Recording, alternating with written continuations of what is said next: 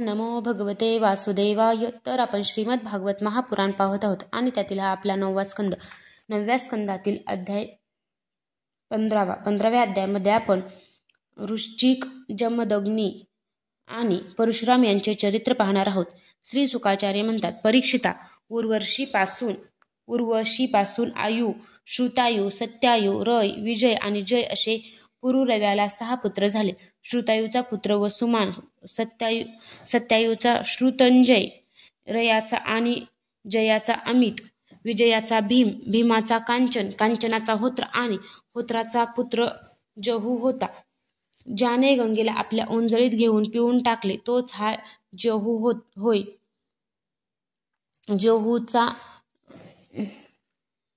जन्हूचा पुत्र पुरुज होता. पुरुचा बलाक आणि बलाकाचा अजक, अजकाचा पुत्र कुश, कुशांबू, तनय, वसु आणि कुशनाभ हे कुशाचे 4 पुत्र होते. यांपैकी कुशांबूचा पुत्र गादी होता.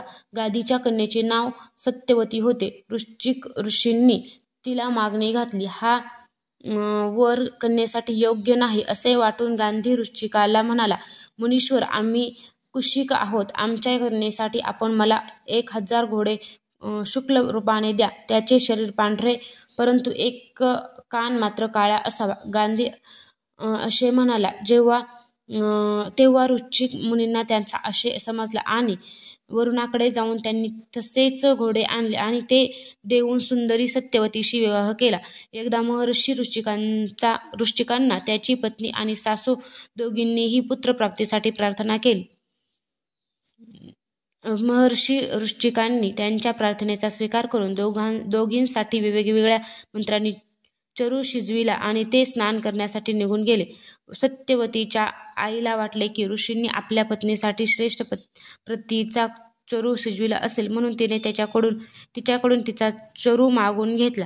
तेव्हा सत्यवतीने आपला चरू आईला दिला आणि आईचा चरू स्वतः खाल्ला. जेव्हा मुनींना ही गोष्ट समजली तेव्हा ते सत्यवतीला म्हणाले, तू मोठा अनर्थ केलास. आता तुझा पुत्र लोकांना शासन करणारा क्रूर स्वभावाचा होईल आणि तुझा भाऊ एक श्रेष्ठ ब्रह्मवेत्ता होईल. सत्यवतीने वृश्चिक मुनींना प्रसन्न करून प्रार्थना केली की असे होऊ नये. तेव्हा ते म्हणाले, ठीक आहे, पुत्राऐवजी तुझा नातू तसा होईल. नंतर सत्यवतीला जमदग्नी झाला. सत्यवती सर्व लोकांना पवित्र करणारी परमपुण्यमय कौशिकी नदी झाली. रेणू ऋषींची कन्या रेणुका होती. जमदग्नींनी तिचे पाणी ग्रहण केले. जमदग्नी ऋषींना रेणुकेपासून वसुमान इत्यादी अनेक पुत्र झाले. त्यातील सर्वात लहान परशुराम होते. त्यांचे यश सर्व जगात प्रसिद्ध आहे. असे म्हणतात की हैहय वंशाचा नाश करण्यासाठी स्वतः भगवंतांनीच हा अंशावतार ग्रहण केला होता. त्यांनी या पृथ्वीला 21 वेळा क्षत्रियहीन केले. क्षत्रियांनी जरी त्यांचा थोडासाच अपराध केला होता तरी सुद्धा ते क्षत्रिय दुष्ट ब्राह्मणांचे द्वेष्टे रज तमांनी व्यापलेले आणि याच कारणामुळे ते पृथ्वीला भारभूत झाले होते. म्हणून त्यांचा नाश करून पृथ्वीचा भार उतरविला. परीक्षिताने विचारले, त्यावेळच्या संयमशून्य क्षत्रियांनी परशुरामांचा असा कोणता अपराध केला होता की ज्या कारणाने त्यांनी वारंवार क्षत्रियांच्या वंशाचा संहार केला. श्रीसुख सांगू लागले. त्यावेळी हैहय वंशाचा अधिपती अर्जुन होता. तो एक श्रेष्ठ क्षत्रिय होता. त्याने अनेक प्रकारे सेवा शुश्रूषा करून भगवान नारायणांचे अंशावतार दत्तात्रेयांना प्रसन्न करून घेतले आणि त्यांच्याकडून 1000 हात आणि शत्रूंपासून पराजित न होण्याचा वर मागून घेतला. त्याचबरोबर इंद्रियांचे अबाधित बळ, अपूल संपत्ती, तेजस्विता, वीरता, कीर्ती आणि शारीरिक बळ सुद्धा त्याने प्राप्त करून घेतले. तो योगेश्वर झाला होता. आदी आणि मादी सर्व सिद्धी त्याला प्राप्त होत्या. जगात तो वायूप्रमाणे सगळीकडे बेधडकपणे विहार करीत असे. एकदा गळ्यात वैजयंती माळ घालून सहस्त्रबाहू अर्जुन पुष्कळशा सुंदर स्त्रियांसह नर्मदा नदीमध्ये जलविहार करीत होता. त्यावेळी मदोन्मत्त होऊन सहस्त्रबाहूने आपल्या हातांनी नदीचा प्रवाह अडविला. सहस्त्रार्जुनांच्या सामर्थ्याने नदीचा प्रवाह उलट वाहू लागल्यामुळे आपले शिबीर बुडवू लागले. ही गोष्ट पराक्रमी रावणाला सहन झाली नाही. जेव्हा रावणाने अर्जुनाची कळ काढली तेव्हा त्याने त्या स्त्रियांच्या देखतच त्याला पकडले आणि महिष्मतीत नेऊन वानरासारखे कैद केल्याने नंतर पुलस्त्यांच्या सांगण्यावरून सोडून दिले. एके दिवशी सहस्त्रबाहू अर्जुन शिकार करण्यासाठी जंगलात गेला होता. तेव्हा दैववशात तो जमदग्नीच्या आश्रमात जाऊन पोहोचला. तपस्वी जमदग्नी मुनींनी आश्रमातील कामधेनूच्या प्रतापाने सेना मंत्री आणि वाहनांसह हेयाधिपतींचे आतिथ्य केले. जमदग्नी मुनींचे ऐश्वर्य आपल्यापेक्षाही मोठे असल्याचे पाहून त्याने त्यांच्या आदर सत्कारांचा मान न ठेवता कामधेनूच घेऊन जाण्याचे ठरविले. त्याने उर्मटपणाने मुनींची कामधेनू बळेच नेण्याची सेवकांना आज्ञा केली. तेव्हा त्याच्या सेवकांनी हंबरणाऱ्या कामधेनूला वासरासह बळजबरीने माहिष्मतीपुरीला नेले. तो तेथून निघून गेल्यावर परशुराम आश्रमात आले आणि त्याच्या दुष्टपणाची हकीकत ऐकून जखमी झालेल्या सापाप्रमाणे संतापले. ते आपला भयंकर परशु बाणांचा भाता, ढाल आणि धनुष्य घेऊन त्या कोणालाही न जुमानणारा सिंह हत्तीच्या राजाच्या मागे धावतो त्याप्रमाणे त्याच्या पाठोपाठ धावू लागले.